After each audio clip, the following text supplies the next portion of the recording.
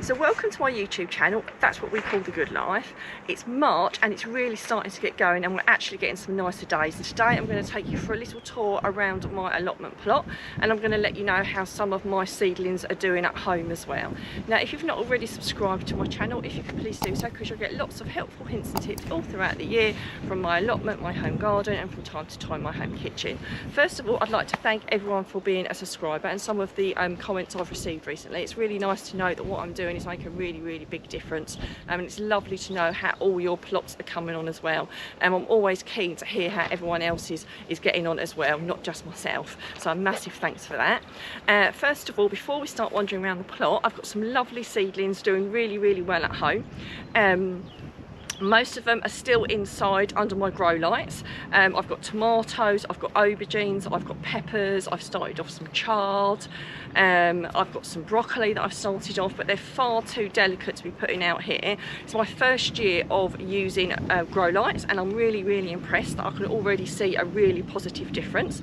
We got some really cheap grow lights off Amazon. I wasn't prepared to spend that much. I've got a YouTube channel, but believe it or not, we don't make a fortune. I didn't want to spend lots of money and for it not to do too much, but after a bit of research and we've got a really good set. In fact, I've bought 2 sets now. They're less than 20 quid and they're doing a really good job. And we will put a link up on the screen and we will put one in the description if you'd like to get some for yourself. But for me, they've been a really good investment and I'm wondering why I didn't do it years ago. I'd love to hear from anyone else whether they use grow lights as well. It'd be really good to know how much of a difference they feel they make as well. So let's move on to the allotment. So long awaited rhubarb. As you can see, the rhubarb uncovered is doing actually quite well. It was further on last year, but only because we had loads and loads of rain. But with loads of rain came the year of the slug. So even though we've not had quite so much rain, I'm really hoping the slugs aren't so bad this year. I think everyone's hoping for that. I've got some that I've covered up just to try and force on, and at long last I've actually got some false rhubarb. I'm going to take the gloves off just because they're a little bit muddy. I'm going to pull, so if no one's ever had rhubarb before, you don't cut it, you pull and twist. So you don't, you don't chop it, you literally pull out the whole stem. Sometimes it accidentally, you can see it should have that little bit on it. That's perfectly normal for it to have that because you take the whole piece out. Occasionally when you pull rhubarb out, even for me, I end up taking a little one out as well, which can be quite frustrating because it's not what you planned. But if I end up doing it while I'm pulling this, then you kind of pull and twist, which sounds a little bit easier said than done. And sometimes it does break a little bit. You just do the best you can, so don't overanalyse it too much. But that's the kind of thing you want. You want the bit on the end there. So I'm going to take a few bits to have at home. It's really nice with either strawberries or lemon juice, and honey is one of my favourite ways. Now, I'm not going to take too much. I'm just going to take enough for a small amount just to cook to have with my breakfast. Now that will do me absolutely fine, and I'm going to put this back over it to force it on a little bit more. I wouldn't force all of it on because it does tire the plant out a little bit, but it's perfectly okay just to force a clump on until the rest of it comes to fruition. And if it starts raining and it's not too cold, then the rest of this will probably come on really quickly. But at the moment I'm just going to be enjoying my false rhubarb, which there isn't loads, but there's definitely enough there to do a few breakfasts, so I'm pretty chuffed with that. If you've never forced rhubarb before, obviously you can buy a rhubarb forcer, but they are quite expensive. But an upturned plastic barrel like that, or a tin barrel, as long as you put some weights on it to make sure it stays down, works just as well, because basically you're trying to take the light away from it, so it's trying to find light, and that's what forces it to go up. So let's move on to my Bramley apple and my pear tree here. Again, it looks really twiggy, but if you look, the buds are definitely bigger than they were a few weeks ago, so things are really starting to come on. We've pruned all of our fruit trees and our fruit bushes at last. Anyone who follows me, I keep saying we can do it from this month, we can do it from this month. The reality is I often don't do it until the last minute, or I do a bit and then I do another bit. And my raspberries were definitely on that list for needing to be done. These are my summer fruiting raspberries, and I've removed all the older canes. So with the summer fruiting raspberries, the fruit is produced on the new growth, so you remove all the old growth. It's really quite easy. So I've done that, and I've thinned them out a little bit. Some of the ones over there were a little bit too thick. In fact, those might still be a bit too thick, but I'll leave them just the way they are. My kind of allotment is a little bit wild, but it does what it needs to do. It provides me with lots and lots of food. So as we move down, I've got my gooseberries, and I think this is the first lot of green shoots that I've seen. Up until now, they almost looked like they were dead, but you can see the leaves are now starting to fall. Now, I won't cover these yet, but once I start to see the little gooseberries forming, I will definitely cover these with some netting, because believe it or not, gooseberries seem to be the thing that the birds love the most. Even when they're little tiny little pearls, they'll start to steal them. But I won't cover it just yet, but as soon as I get up, I get a bit more and I can see the little tiny gooseberries. Obviously we need the blooms and then the gooseberries form. I will then cover it, but not yet. So I've still got some parsnips and some carrots in. I haven't dug many of my parsnips because I'm actually not that hopeful they're that big, but I will have to do it quite soon. My carrots, on the other hand, they're not the most glamorous carrots in the world, but I'm not having to buy carrots. They're doing the job that I want them to do. I think I've said before that I use Enviromesh for covering my carrots with. And I also use Enviromesh for my kale. Really, it is a little bit expensive, I'm not going to lie. I think it's about 10 or 20 pounds a sheet, but once you get a sheet, it lasts for ages. I've never thrown a piece away.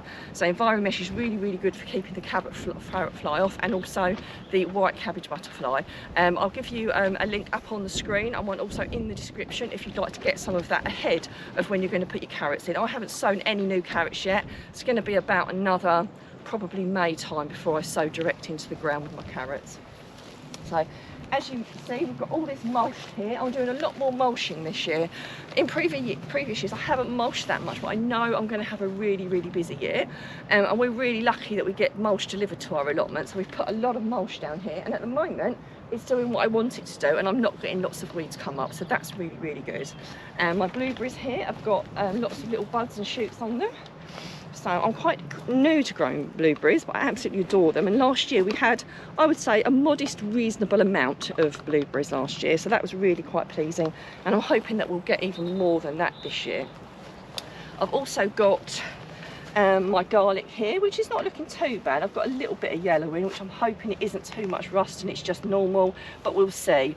This bed is much better drained than my actual allotment is, so I'm hoping for a better crop of garlic this year than I had in the last couple of years. The stems are looking quite good, but only time will tell. We'll just have to see how they pan out. You'll have to subscribe and keep watching.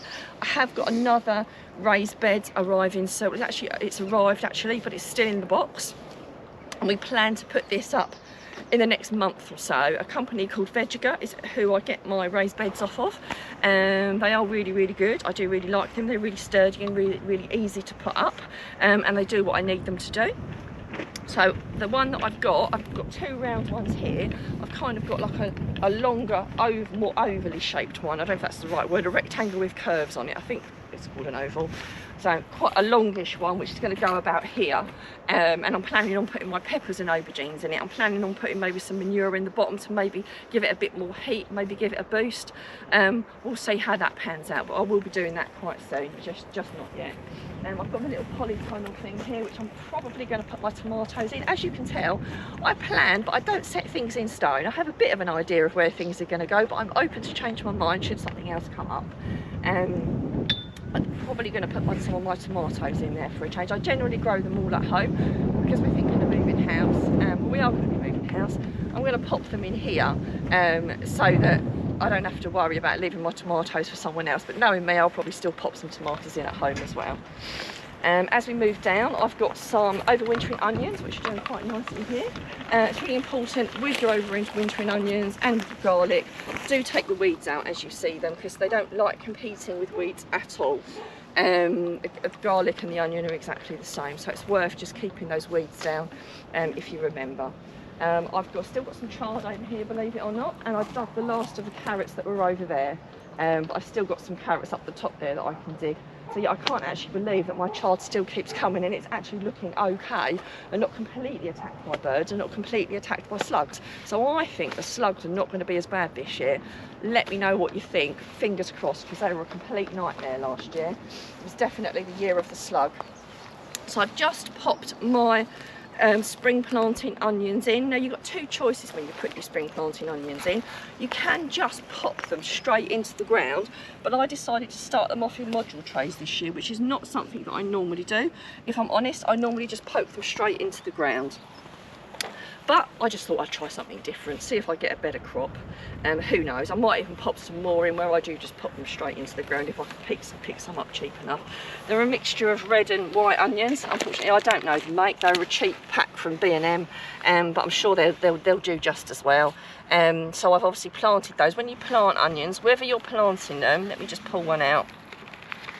Whether you're planting them straight in and they've not started off, or whether they're like mine and they're started off, you just plant them to the level of the bulb. You don't sink them down deep. They're not like garlic that go down a little bit deeper. You just pop them just underneath the soil. So I'm just going to pop my last couple in. If I was just putting onion sets in, I wouldn't bother watering them, but because these have obviously grown and they've got a bit of root on them, I am watering them in. Plus these have got quite dry in the pot as well, so they really need watering. But yeah, if I was just popping them in just as a bulb that hadn't shooted, I would just pop them straight in the ground and I wouldn't water them. But like I say, because I have already started them off and they've got quite a bit of root on them, I just want to make sure they're okay, so I will definitely water these in. I won't cover these because they've already started off. But if I was popping them in the ground and I hadn't started them off like this, I would cover them with a little bit of netting, because the birds and other critters do like to pull them out, and you don't want that. But because they've already come quite a way on, they should be absolutely fine, and I won't need to cover these. The kind of thing I would cover it with is that green scaffolding net there. I use that for all sorts of things. I've got that covered with it. I do use it to cover all sorts of brassicas and, you know, anything and everything when I'm starting it off and I want to keep birds off of it especially. It's really, really reasonable. I buy it in a great big roll, and it's lasted me for years. So I will put a link up on the screen and also one in the description if you think that would be useful for you if you want to get ahead, so you've got something to cover your crops with. I've used so many different types of net in the past. I used to buy the actual butterfly netting, and it just used to tear and break so incredibly easily. I'd be lucky if it lasted me 1 year, whereas that stuff, it's just great. I'm not saying it never tears, but it's a lot more stretchy than the other traditional stuff that I'd used for years. And I didn't find out about it until I got on allotment and people started telling me about it, and now all I ever buy is scaffolding net or the Enviromesh, and I find it far, far, far more hard wearing. So I'm just going to quickly water these in so I don't forget. I've watered the rest in that I put in earlier. And if you're new to planting as well, just to get straight lines, it's impossible to plant things in a straight line. All I use is 2 canes and a bit of string, and I just put bottles on it so I don't poke my eyes out. Not expensive, very easy, and it does the job very, very simply. So I've got some area covered here, which I'll probably plant some of my squashes and pumpkins on. Again, not exactly decided. We cleared the weeds of this and we've just covered it with some of this ground cover. So I kind of mix between doing the mulch and the ground cover now. I used to always cover everything with ground cover, but I've started to get a little bit more into no dig. But the reality is because I have so much, sometimes it's easier just to put a little bit of this down to suppress the weeds until you can get time to plant it. And I know this bit will be a little bit longer before the other bits that I get to plant on. And if you want to get some of this weed suppressant, then there will be a link up on the screen and one in the description where you can purchase some of that for yourself. I've got some more gooseberries down here, and again, very similar to the other ones. They've all been pruned, although these ones could maybe do with a little bit more pruning because they're a little bit crazy. But again, you've just started to get the green leaves just coming through on them. So just starting to sprout. Very, very, very early days there, but yeah, it's all coming along. So I've got some Jerusalem artichokes there, which if I'm honest, I probably should have dug some of those. So I do need to get my finger out and dig some of those and start eating them. I've only dug one so far, otherwise they're going to start sprouting and I'm going to get more of them. But anyway, just goes to show I can't get everything done myself.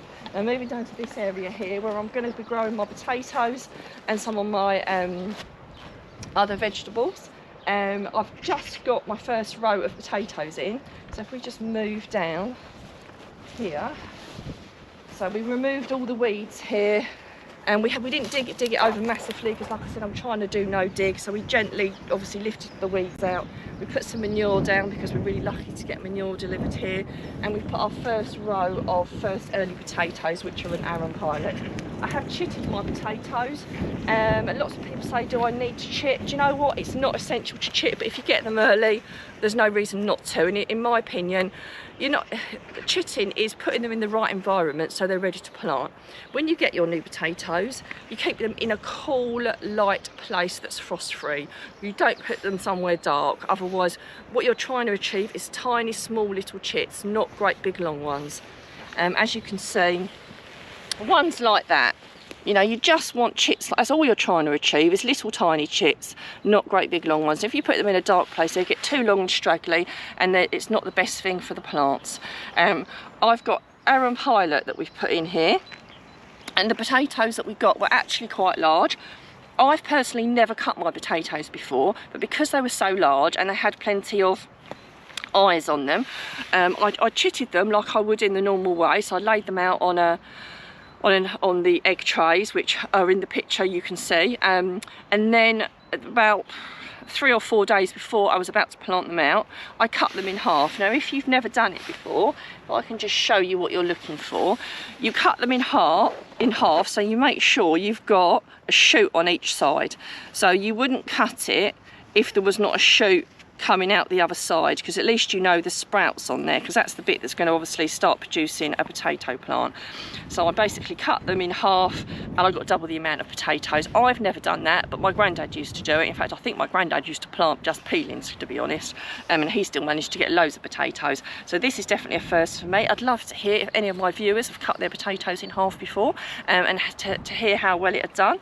I'm sure you could cut them and just put them straight in the ground, but they say to cut them a day or two before, just so they've dried off, so they're less likely to maybe ruin or something. So that's what I've done.